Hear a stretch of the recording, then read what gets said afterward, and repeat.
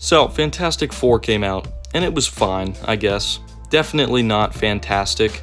But here's the thing. Now is the time that I should be getting my hopes up for Avengers Doomsday. But I can't shake the feeling that it doesn't matter. And that's not the fault of Fantastic Four. Kevin Feige recently talked about the new plan, that after Avengers Secret Wars, the MCU will reset back to the beginning. All the stories that we've gotten in the last 17 years will culminate in Secret Wars, and then the world we know will kinda be gone. It will start all over again. We don't really know what kind of potential the Marvel Universe will have once that happens, but with this reboot coming, it just confirms to me that everything after Endgame has truly been meaningless. The lack of a structure and plan is more evident than ever, because nothing that has been set up will mean anything after Secret Wars. And let's be honest, none of these films even set up Avengers Doomsday or Secret Wars well at all. We're not going to get another Endgame where countless storylines and character arcs are paid off. Instead, we'll get 2 more Avengers films that combine a bunch of characters that have no direction, and then this world will be gone. And this defeats the whole appeal of a connected universe. That strategic combination of worlds and great long-term character arcs that made the MCU so great before are not the focus anymore. We've gotten 14 films and over 10 TV shows since 2021 that haven't contributed to an overarching story, and most of these products on their own terms have been terrible anyway. The MCU has become the worst cinematic universe for the last 5 years, and I'm gonna prove it to you. I want to do this video in 2 parts. The first part will be about the awful approach to the universe as a whole after Endgame, and why the idea of a reboot makes it even worse. The second part will be about each of the films individually, and why most of them are terrible even on their own terms. Let's go. What made the MCU so successful from 2008 to 2019? Well, honestly, it was the gold standard for all cinematic universes, and it was the biggest. Over 20 films that could range from small heist stories with Ant-Man all the way to mythical adventures with Thor, and you knew that all of these stories were leading to something big. Every single film, except for The Incredible Hulk, had something important for the decade-long story. And it was a special time when one of those Infinity Stones would show up, because you knew that would be important in the future. Also, this world always had most of its focus on Tony Stark and Steve Rogers. These were the heroes leading the way through this giant universe, and once we reached the culmination of it all in Infinity War and Endgame, their stories were wrapped up perfectly, using so much setup from past films to make it satisfying. This was the magic of the Marvel Universe. This was something that was never accomplished before. The 10-year plan worked, and everybody else wanted to copy Marvel's formula. But now, not even Marvel can capture Marvel's formula. For the last 14 movies, everything that made this world special has been thrown out. They did not have a plan, they do not have central characters to focus on, and they have not put out quality. In the past, I have talked about how the character writing has been horrible in recent years, so I won't do that here. But it is worth mentioning that Tony Stark had 9 film appearances out of the first 22. But now, after 14 more movies plus TV shows, Yelena has the most appearances of anyone with a whopping 3. Not including cameos, by the way. The heroes that should have taken over as the new leads of the universe, like Strange, Spider-Man, Sam Wilson, or Thor, none of them have more than 2 appearances. And that is a major reason why this saga fell flat. No focus, and no structure either. Throughout phases 4 and 5, my complaint was that these shows and movies cannot work together in the same world or contribute to a larger narrative. Is the TVA the highest power in the universe? Or is that the Celestials? Or is that the Council of Kangs? Or the Skrulls? Or Galactus? Or Doctor Doom? Who is the threat for this era of Marvel? How does Daredevil fit in? Or Shang-Chi? Or Moon Knight? Or the Eternals? How do shows like Agatha or Echo contribute anything? How does the Skrull invasion affect the rest? No Way Home, Doctor Strange 2, Loki, Deadpool and Wolverine, and Fantastic Four all have something to do with the multiverse, but how do they link together for a future story? And why do they all have different rules for the concept? It was all vaguely leading to Doomsday and Secret Wars, but there was actually no setup for that story like there was for the Infinity Stones. Clearly they didn't set up the Doctor Doom storyline well enough because they had to cast Robert Downey Jr. to make us interested. This whole saga of the MCU has led to so many more questions than answers. And now, with the reboot coming, they will never have to answer those questions. But it's not a full reboot. At least that's what Mr. Feige said. He's not calling it a reboot. He's calling it a reset. And what this means is that it's a start of a new world, but one that breaks the rules and holds on to the pieces that he wants to keep from the current Marvel world. The biggest purpose of this would be to introduce the all-new X-Men cast. Meanwhile, the Spider-Man we know will stay, and we can assume new heroes like the Fantastic Four, Shang-Chi, and Ms. Marvel will also stay. And this all sounds okay, but Marvel can easily use this as an excuse to break every rule and do literally anything they want, because technically, it's a different universe. They will use it as an excuse to throw out any plotlines that they don't want to follow up on. Hopefully they throw out the Eternals completely. They will use it as an excuse to eventually recast Iron Man and Captain America. They may use it as an excuse to bring back any dead characters they want, because technically, it's a different universe. Do you see how they will cheat and use this as a way to have no rules? This reset could be the worst thing ever. Or it could be good. We just can't be sure yet. But because of this reset, we know that so many plotlines from recent Marvel movies will never be followed up on. And that is a betrayal of what the MCU promised us all along. A huge part of the excitement that comes from these movies is the hype for the next entry. For better or worse, a lot of these films serve as promotions for the movie that comes next. Black Widow gets you ready to see Yelena in the future. Eternals tries to make you want to see this team appear in the future. Doctor Strange 2 makes you want to see a deeper exploration of the multiverse in the future. Quantumania gets you ready to see Kang have a bigger part in the future. Obviously that plan got messed up for things out of their control, but point still stands. And even Thunderbolts and Fantastic Four try to make you hyped for the Avengers movie coming next. Marvel continued to farm hype for the next entry, even though they didn't have a plan from the start. And that is what has made this the worst cinematic universe since 2021. I'm sorry, but Doomsday and Secret Wars will not magically fix all of this. They might make for a great two-part story, I really hope so, but they won't be as satisfying as Infinity War and Endgame, because right now, they have pretty much nothing to build on. No character arcs to complete, no plotlines to conclude. The vast majority of recent Marvel projects will end up completely meaningless.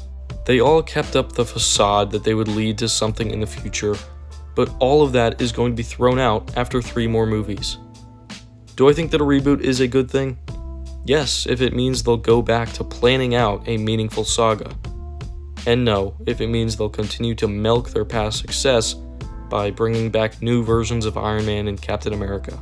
Do I think that a reboot brings some new opportunities?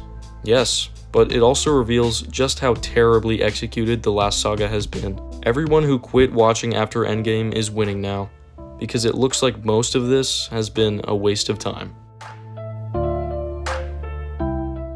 We know why the plan for the universe failed in recent years. Now I want to explore the quality of each individual film on its own. And yeah, I'm skipping the shows because I haven't watched all of them and I don't want to. I'm gonna go worst to best so we can go from negative and end on the positive, because with all the disappointment Marvel has given me, they have still made some things that I love. Let's get into these movies. Thor: Love and Thunder is a disgraceful, unfaithful parody of the Thor character. It's a movie with dark, heavy themes about the immense loss that Thor has experienced, and it's also about Jane Foster's cancer and Gore wanting to kill all the gods, and yet the entire film is treated as a joke, and Thor himself is characterized as an incompetent idiot. It deconstructs everything that made Thor a good hero in the past, and it also devalues his powers so much, where Jane is worthy of Mjolnir, and Thor can give his powers to a bunch of kids at will. Great characters from the past are ruined, like Valkyrie, who could have added to the themes of emotional detachment, but she doesn't. And Korg, who used to be funny, is now used as an excuse for Taika Waititi to narrate his movie at random times. This should have been a meaningful story about Thor reconnecting with others after his trauma, but in the end, this is a painfully bad joke of a film, with a shallow message about choosing love that doesn't land at all, because there was never a second for these characters to actually reflect on their journey without a bad joke. The Marvels is the MCU film that is the hardest to analyze. It's so mindless and forgettable that there's barely anything to say. The 3 heroes are all not good. Captain Marvel, Monica, and Kamala become some kind of team, but I still don't think I know them well after this movie. I can't think of their relationships to each other either. There's the villain named Dar-Ben who does nothing. There's Nick Fury, the Flurkins, and there's the Skrulls. Nothing memorable there. Apparently Carol caused a huge galactic war, but that's only a backstory that we never get to see. The only interesting part of the film isn't shown to us. The action with the three heroes switching places is a convenient plot device in the first place, and the action itself is mindless. All of this garbage is made even worse because this film looks like a cheap amateur TV show. It's all ugly green screen visuals. So this is another Marvel film that pretty much does nothing right. Eternals was way too ambitious for its own good. It glosses over centuries of lore that isn't all that interesting, and there are just way too many characters to introduce. 10 new heroes who are not allowed to interfere with human affairs, and none of them are actually likable. They're all shallow because there's no focus on any one of them. The relationships to each other aren't even established well. And then there are huge stakes in this film, but nothing feels consequential. A giant celestial is birthed from the core of the earth into the ocean, and yet it feels like it doesn't matter. We get no perspective from the normal people of the Marvel world, so we're left to feel like these characters and stakes are just basic and boring. Instead of developing the heroes in meaningful ways, most of the drudging runtime is a plot of going to find all the Eternals to get the band back together. It's so hard to feel anything during this plot. There were about 2 scenes that could have become something. Druig and Phastos both have their scenes where they question whether they should abandon Earth or finally interfere further. There's potential there, so that's 2 scenes I liked that didn't go far enough. Other than that, it's a miserable failure at introducing a new superhero team. Ant-Man and the Wasp: Quantumania. The quantum realm was mysterious and interesting before this film, but now the whole concept is ruined because there was absolutely no creativity used for this film. Somehow the quantum realm is just another alien-like society with randomly shaped creatures, and visual representation of the world that is as ugly as possible. It's CGI mud everywhere, and you can honestly tell that these actors had a horrible time filming with nothing but green screens and dirt around them. Free Michael Douglas and Michelle Pfeiffer, they obviously don't want to be here anymore.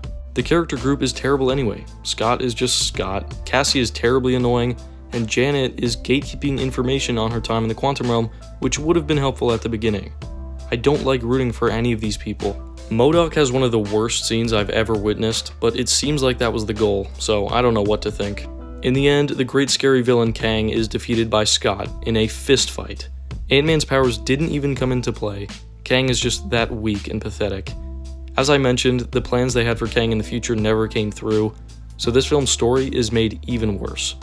The film was already one of the fakest feeling things I've ever watched before that, though. Captain America: Brave New World. This film's main character, Sam Wilson, is not a person. Throughout this movie, he has zero motivations, feelings, or desires. Even his mediocre Disney Plus show had way more depth than this movie. His only trait here is that he always wants to talk to the villain to end the fight, and when he finally does to bring Ross back at the end, it ends up feeling ridiculous. It's so baffling that this Captain America film is the one that is tasked with tying up the loose ends from the most disconnected movies in the MCU, The Incredible Hulk from 17 years ago, and Eternals. These elements are so weird to see, especially because they don't have anything to do with the new Captain America. Say what you will, but this is not a personal story to Sam Wilson. The leader was a pathetic villain, and it's also extremely hard to picture Harrison Ford as the same Ross that we saw in past films. I missed William Hurt in the role, and I don't think I even liked Ford in this film. When Red Hulk finally appeared, it was a little bit of fun, I have to say. I liked the one action scene we got from him, but Brave New World is an embarrassing mess, and a disgrace to the name Captain America. Doctor Strange in the Multiverse of Madness completely fails its 2 most central characters. There's no real direction for the Strange character, so they brought back Christine, but that didn't lead to any real development. And then Wanda is completely ruined.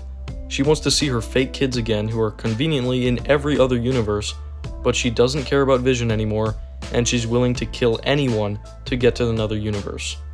This is a pathetic character assassination that feels so disconnected from past stories. America Chavez is a new addition who sucks as a character.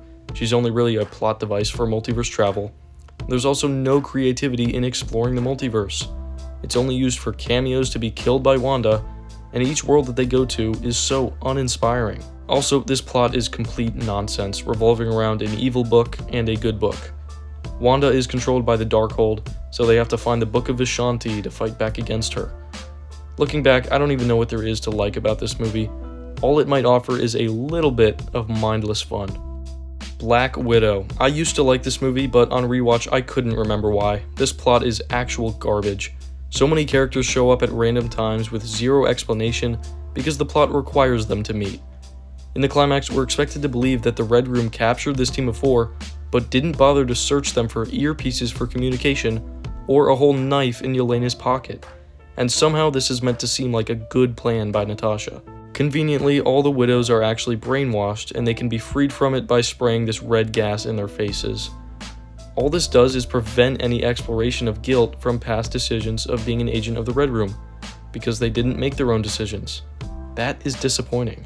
Do I even have to mention Taskmaster?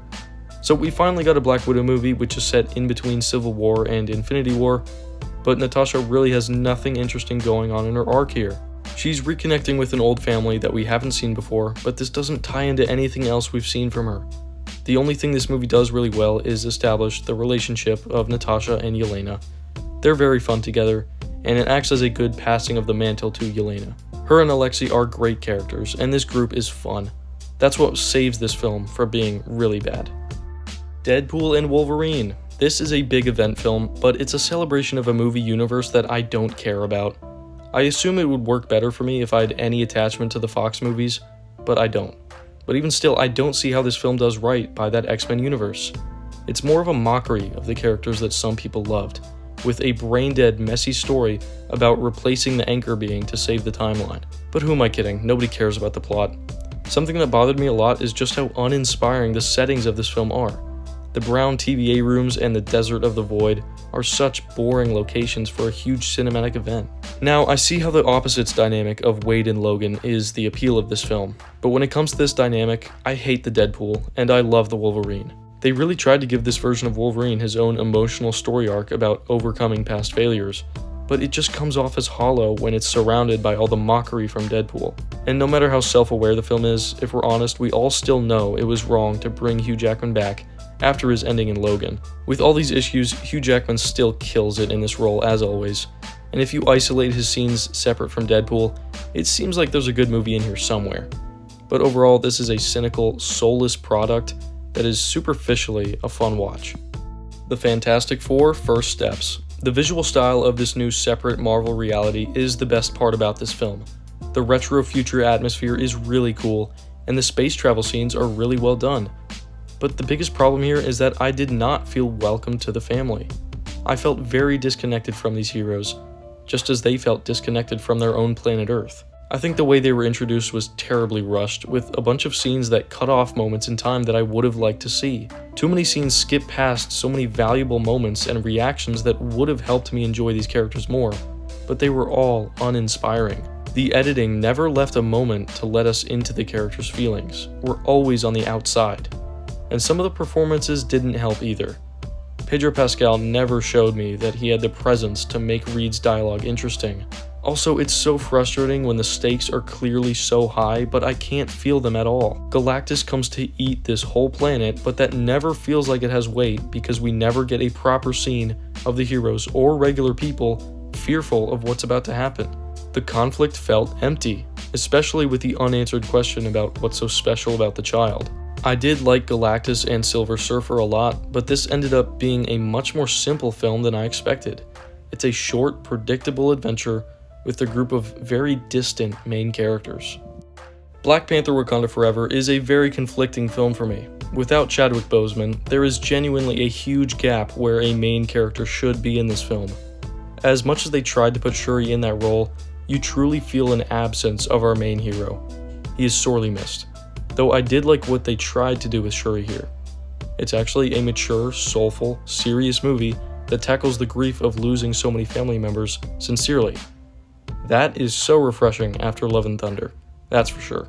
I like that Shuri's arc in here is about resisting revenge, which reflects T'Challa's previous arc in Civil War and Black Panther 1, and somehow Killmonger was used fantastically to add to that theme. That might be my favorite part, which is wild.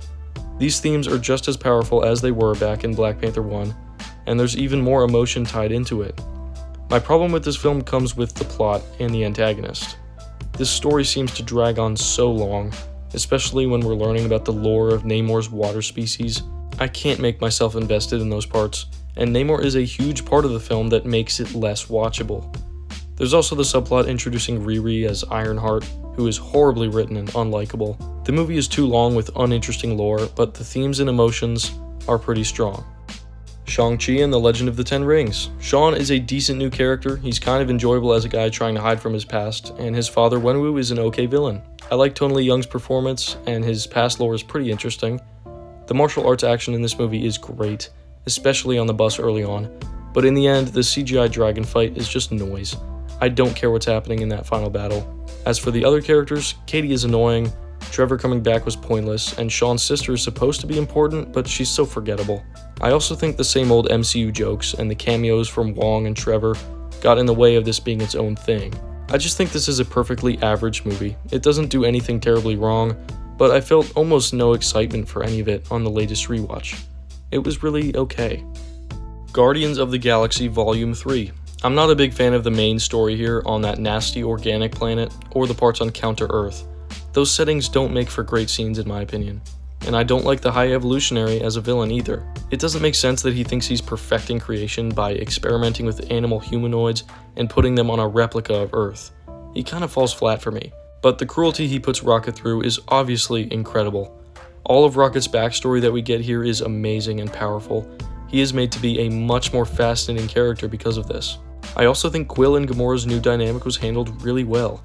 It's heartbreaking that Quill is so close to getting Gamora back, but it's not the same one he knew. It's such a good storyline that keeps the impact of her tragic death in Infinity War.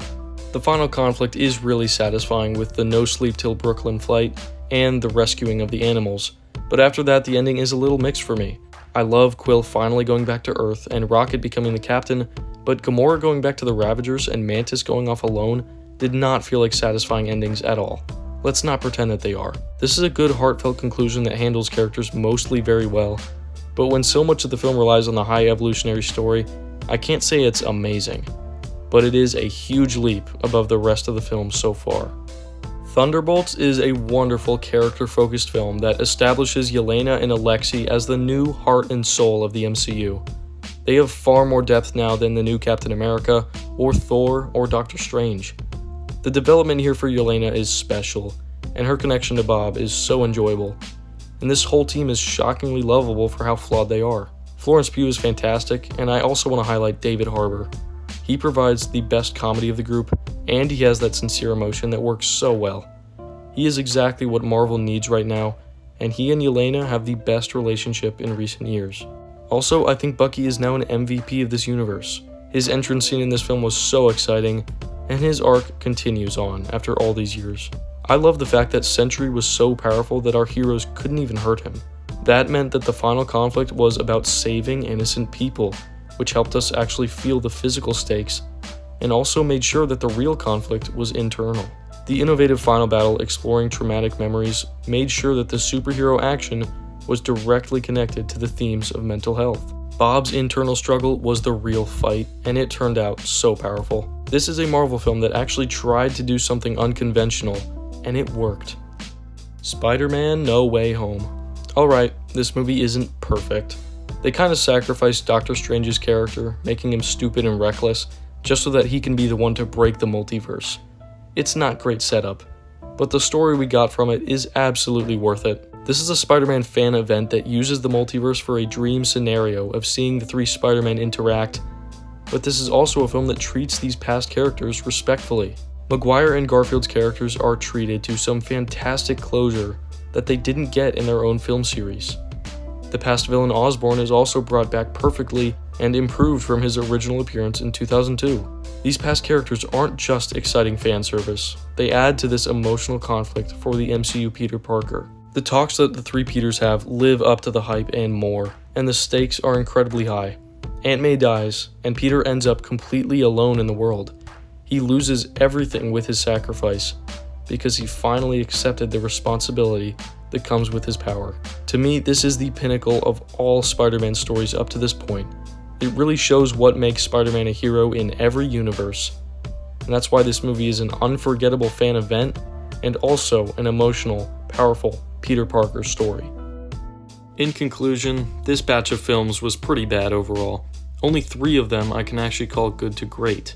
The best of these films were the ones that acted as epilogues to the Infinity Saga, like Guardians 3 and No Way Home. But when it comes to setting up the next big story, these films fumbled every step of the way. I think Fantastic Four is getting overhyped, and I don't know if I can get excited for Doomsday with the knowledge that the reset is coming. Maybe I should be glad that this era is almost over, but as of now I don't like that they're starting over again.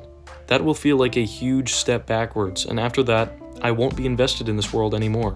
I guess this reset is a chance to get off the train and not worry about where it's going next. I'll be on the DCU train instead.